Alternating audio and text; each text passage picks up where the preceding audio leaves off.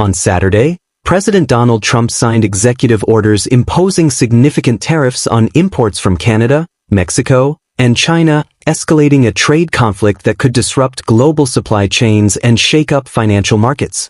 The new tariffs include a 25% levy on most goods from Canada and Mexico and a 10% tariff on Chinese imports. Trump argues these tariffs are necessary to correct trade imbalances and address issues like undocumented migration and drug trafficking. However, the immediate backlash from major trading partners and warnings from economists highlight potential risks for U.S. consumers, companies, and the broader economy.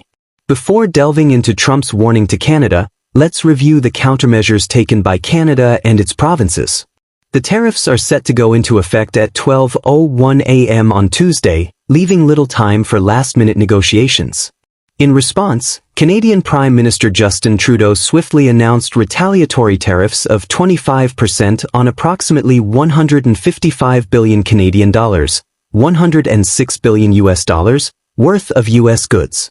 Mexican President Claudia Sheinbaum also pledged corresponding tariffs, though details have not been released.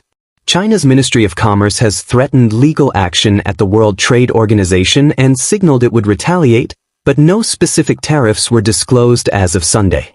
Trudeau, referencing Canada's close security and military ties with the U.S., condemned the tariffs and encouraged Canadians to buy local products and reconsider traveling to the U.S.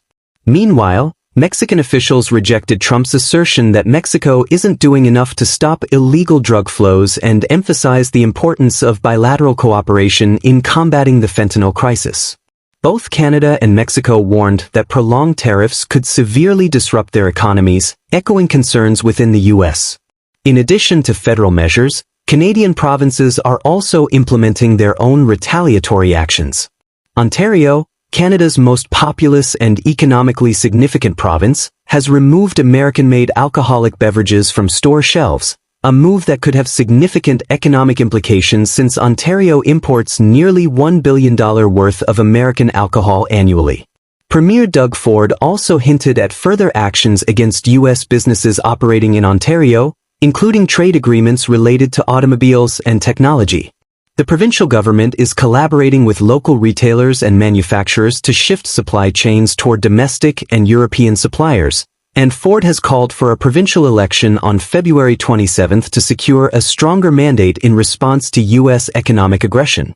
In British Columbia, Premier David Eby has taken a direct stance by halting liquor purchases from Republican-led U.S. states, particularly those supporting Trump's tariff policies.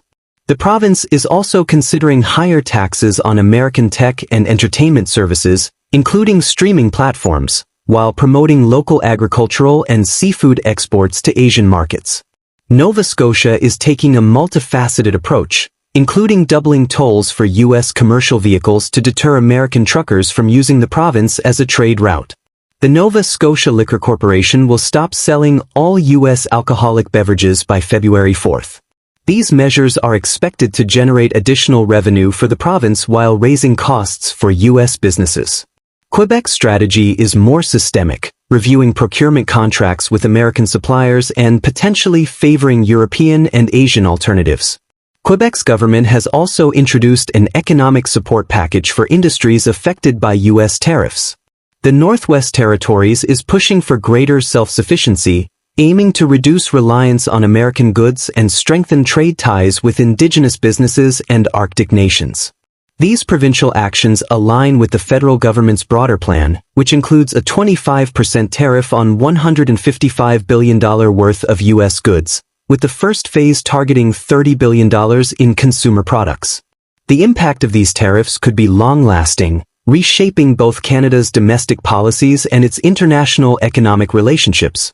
In response to these measures, President Trump criticized Canada's trade practices, reviving the controversial notion of incorporating Canada as the 51st U.S. state. Trump argued that Canada relies heavily on U.S. subsidies and suggested that joining the U.S. would benefit Canadians through lower taxes and better military protection. Trudeau rejected this idea, calling it disrespectful to the long-standing U.S.-Canada relationship. Public backlash in Canada has been strong, with many seeing Trump's comments as an attempt to provoke concessions in trade talks.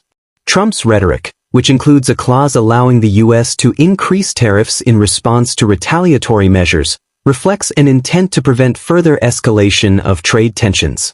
However, the retaliatory actions from Canada and Mexico suggest these nations are prepared to defend their economic interests, leading to an even more intense trade conflict.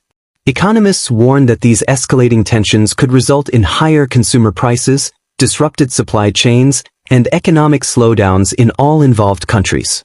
Trump's continued rhetoric on tariffs and trade imbalances has sparked sharp criticism, particularly from Canadian leaders, as the trade war shows no signs of de-escalating. The idea of annexing Canada, even if proposed by a sitting U.S. president, is highly controversial and often dismissed as political theater. Critics argue it plays well with a specific domestic audience but lacks any real legal or diplomatic credibility. However, recent increases in tariffs and aggressive rhetoric have made the suggestion seem more concerning. Legal experts point out that annexation would require extraordinary steps, such as a constitutional amendment or a significant redefinition of international law. Canadian leaders have been firm in asserting their nation's sovereignty, with Prime Minister Trudeau emphasizing that Canada remains an independent country despite centuries of cooperation with the U.S. At the heart of this rhetoric lies a high-stakes trade dispute driven by competing economic visions. Trump's tariffs aim to pressure countries deemed guilty of unfair trade practices, with Canada's key exports, such as energy, lumber, and automotive parts, frequently targeted by the U.S. The White House argues that these trade ties unfairly benefit Canada. The new tariffs are also impacting U.S. manufacturers, farmers, and other sectors reliant on Canadian imports. Economists warn that these retaliatory tariffs could raise prices, lower consumer spending, and harm cross-border investment, ultimately affecting both U.S. and Canadian GDP growth. While the potential fallout from this trade war is significant, Washington's hint at annexation could further strain relations with Canada, a vital ally in U.S. supply chains and security cooperation. In response, Canada is preparing legal and diplomatic actions to protect its economic interests, focusing on the World Trade Organization and the U.S. Mexico-Canada Agreement, USMCA. Experts warn that ongoing public clashes could undermine collaboration on critical issues like defense, environmental protection, and border security. Despite the combative rhetoric, some believe back-channel negotiations are underway to de-escalate tensions. The situation remains uncertain, with many questioning whether Trump's call for Canada to become the 51st state is an attempt to force a resolution or simply inflame public sentiment. Trump is using the International Emergency Economic Powers Act, a 1970s law granting broad presidential authority during national emergencies, as the legal foundation for his tariffs. These tariffs go far beyond previous metal tariffs imposed in his first term, targeting entire categories of consumer goods, agricultural products, and industrial inputs. Analysts warn that the impact on the domestic economy could be profound, with increased tariffs raising the average U.S. tariff rate from around 3% to 10.7%.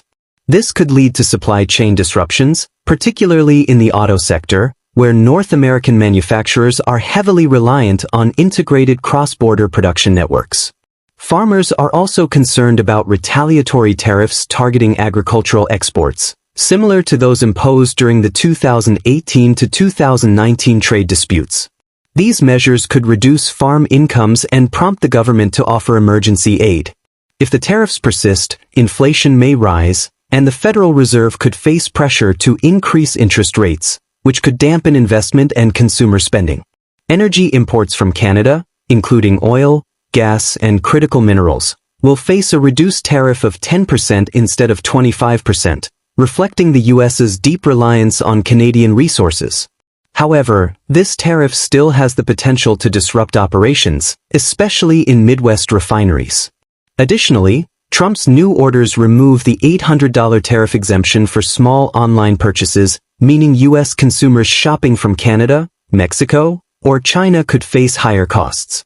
Trump's tariffs also include provisions that allow for further increases if targeted countries retaliate. With Canada, Mexico, and China already signaling they will respond with proportional measures, the future of trade relations remains in flux. These escalations could even affect the USMCA and invite broader international reactions, with Europe already expressing concern over U.S. trade practices. Economists warn that the sweeping nature of the tariffs, which affect countries accounting for nearly half of all U.S. imports, could cause larger-scale disruptions than the previous, more targeted tariffs.